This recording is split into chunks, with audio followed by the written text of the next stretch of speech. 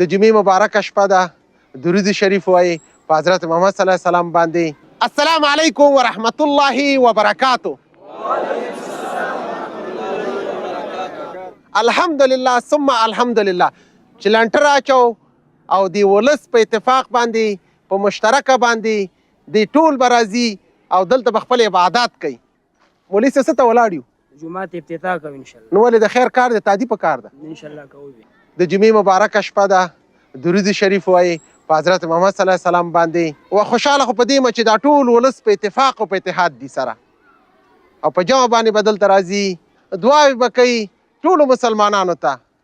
په آخره کې یو وایم ان الله مع الصابرین، صبر کوونکی هر وخت کامیاب وي.